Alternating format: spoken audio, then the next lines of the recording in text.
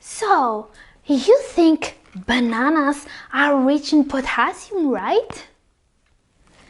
Well, the 5 potassium-rich foods I have here with me today have 2, 3, or even 4 times the amount of potassium in bananas. Incredible! If you don't believe me, let's check. Let's see what's inside. And it is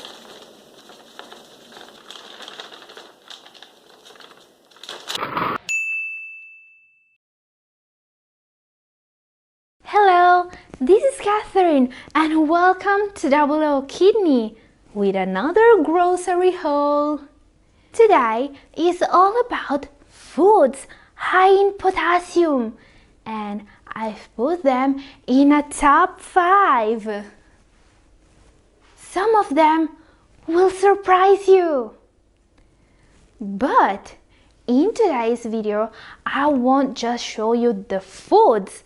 I'll also tell you if you can eat them and if they are healthy for your diet and if they will help with your renal function.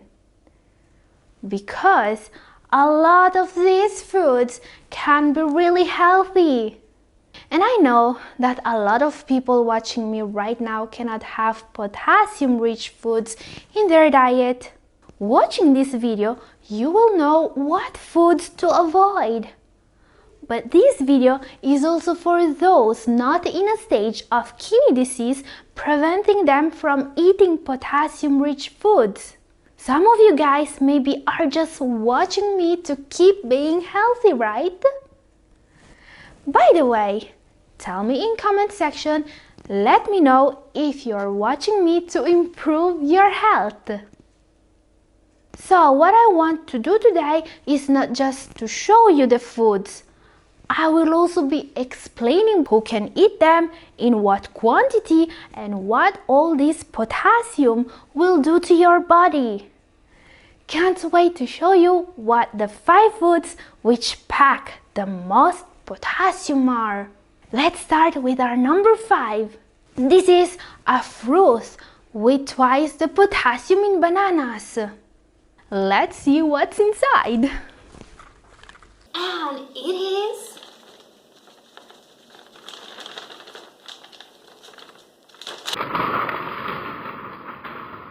the avocado.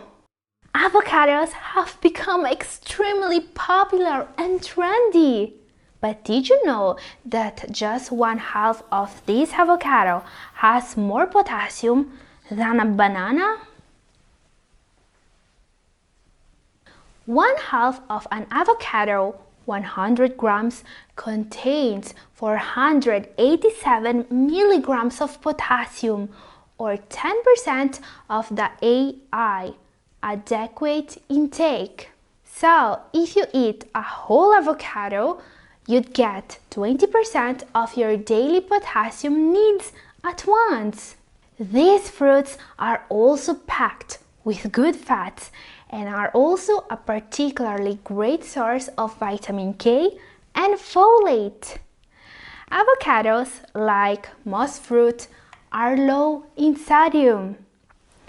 Half an avocado provides 7 milligrams or just 0.5% of your recommended dietary intake, RDI, of sodium.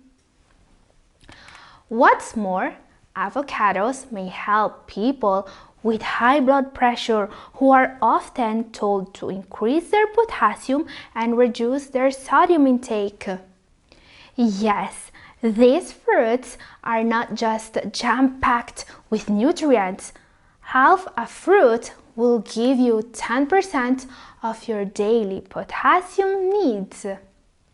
They are also healthy, unless you need to lower potassium in blood. Yes, for people with kidney disease, all this potassium can be really dangerous.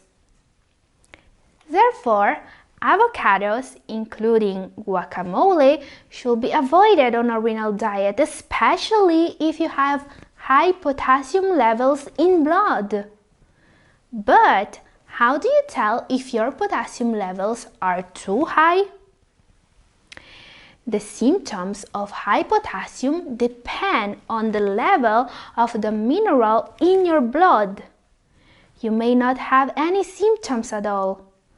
But if your potassium levels are high enough to cause symptoms, you may have fatigue, a feeling of numbness, nausea, and even trouble breathing and irregular heartbeats.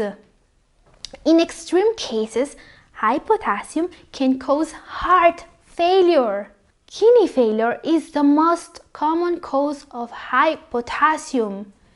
This is why kidney patients are told to watch their potassium intake very closely. More about potassium and kidney disease diet in a moment.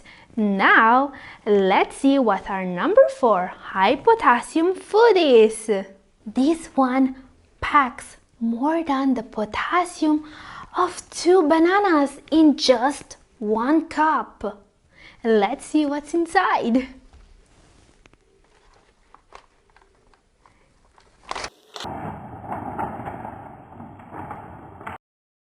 Kidney beans! Yes, just this one small cup of kidney beans has more potassium than 2 bananas. But are kidney beans dangerous? Interesting fact about kidney beans. Raw kidney beans contain relatively high amounts of phytohemagglutinin, a toxic plant protein. So, you have to pre-soak them and boil for at least 10 minutes to avoid this danger. And what about the health of our kidneys? Are kidney beans good for kidneys?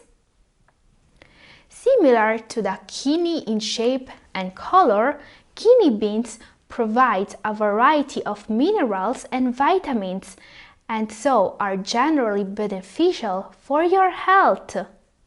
If your kidneys are healthy, kidney beans can, when consumed as part of a balanced diet, contribute to your kidney health.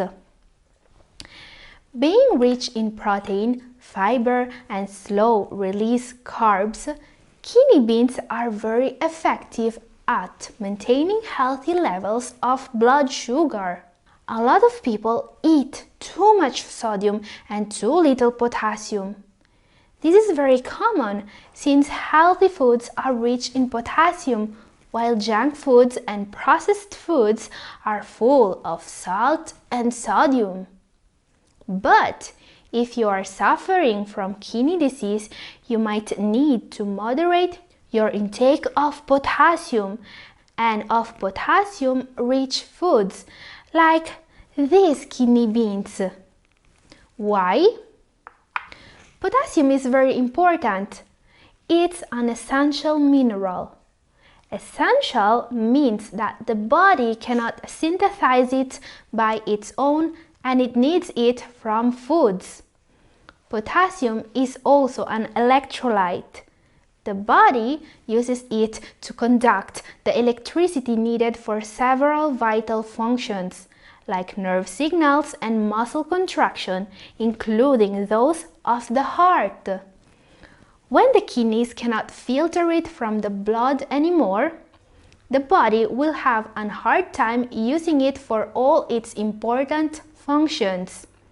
This means that a severe imbalance in the potassium levels can even cause the heart to stop.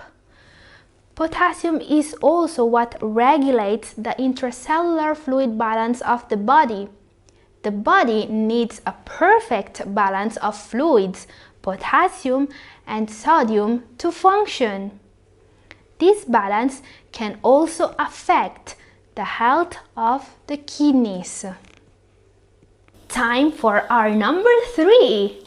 This is something even richer in potassium than kidney beans that people consume on a regular basis. How to know if you actually eat this one? Let's see what's inside.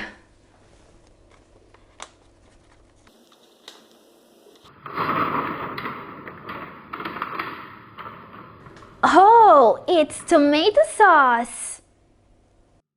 Just 1 cup of tomato sauce contains the same amount of potassium of 2 bananas. And tomato sauce will become more dense during cooking, so you really don't have to eat a lot of it to get all this potassium. Now, this is one of those foods usually not recommended for patients with kidney disease. The very interesting part here is that you can still use tomatoes in your cooking. You just need swap tomato sauce for a homemade sauce.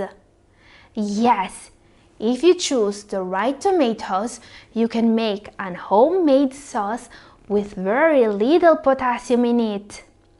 The dish will be equally delicious, all while providing less potassium per serving. Here is how you can make a delicious pasta dish using just low potassium tomatoes and spices. Put the water to boil. Mince the garlic and the pepper.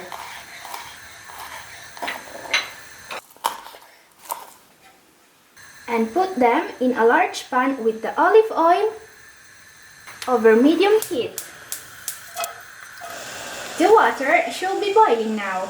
As soon as it does, put the tomatoes in the water for a couple of minutes.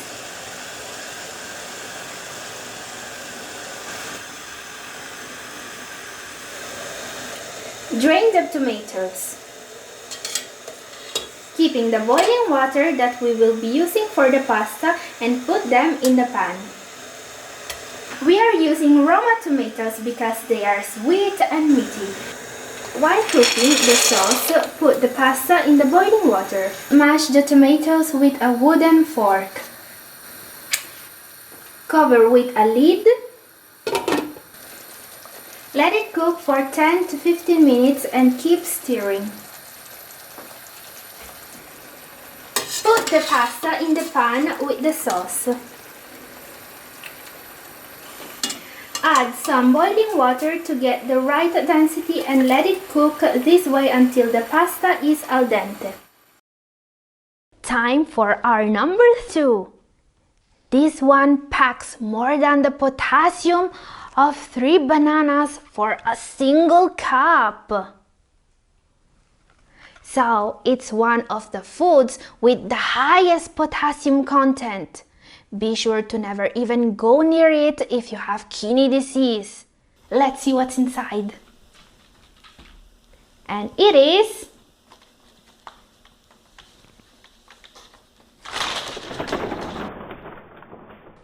dates. These are very rich in potassium. Just this small cup, weighing less than a single banana, has the same amount of potassium of 3 bananas. Talking about nutrient-dense foods, right? This is because dates have 1.168 milligrams of potassium per cup. This is really a lot of potassium if you think that people with chronic kidney disease should ingest between 1.500 and 2.700 milligrams of potassium each day. People with functioning kidneys, on the other hand, need around 4.700 milligrams of potassium in their daily diet. So a single cup of dates is about 23% of the daily dose for a healthy person and almost the entire daily dose of a person with CKD. So never eat dates if you have a potassium restriction. But why do kidney patients need so little potassium? Now, kidney patients are often told to limit the potassium intake, but this is only helpful when the kidneys are not working enough to filter the potassium from the blood and the person is still not on dialysis. Usually, people with CKD up to stage 3 and GFR above 40 or 50 are still able to get rid of the excess of potassium through their kidneys. So, when the kidneys are still working at 40 or 50%, the potassium is usually still filtered well enough. Unfortunately, GFR numbers can fluctuate and potassium levels can go up or down in a short amount of time. So, if you have any doubts, get checked for your potassium levels.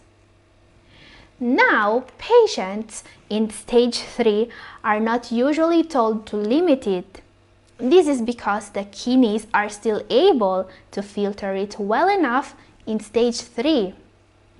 Now, I'm using the word usually here because not everyone is the same.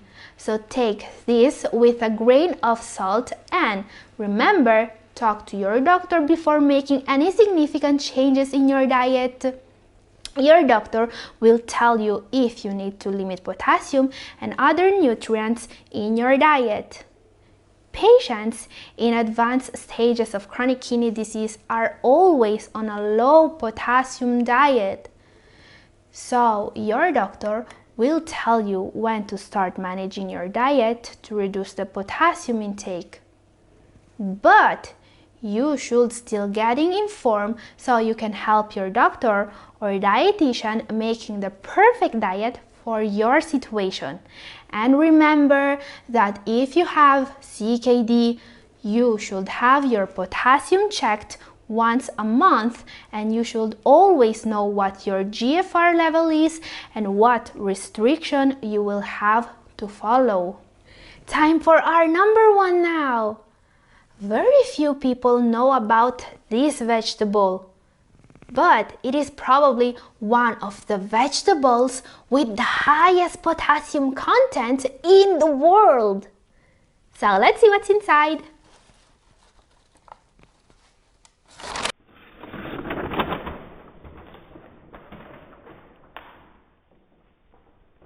What are these? Sweet potatoes? Are sweet potatoes this rich in potassium? Nope, these are yams. And incredibly enough, just this one medium-sized yam contains the same amount of potassium of not 2, not 3, but 4 entire bananas. And they told us that bananas were rich in potassium. So, what's the difference between yams and sweet potatoes? The term yam and sweet potato are often used interchangeably in grocery stores. But they are two different starchy vegetables that deliver different nutrient profiles. So, how can you distinguish between yam and sweet potatoes not to get the wrong one? The sweet potato has orange flesh and its skin can be white, yellow, orange or purple. Yams belongs to the lily family. The color of their flesh varies from ivory to yellow to purple. They're long and cylindrical and their skin has a rough and scaly texture. While sweet potatoes are readily available in grocery stores, yams aren't. So this is for today. Watch this video if you want to know everything you need to know about the kidney-friendly diet for people with CKD. See you there!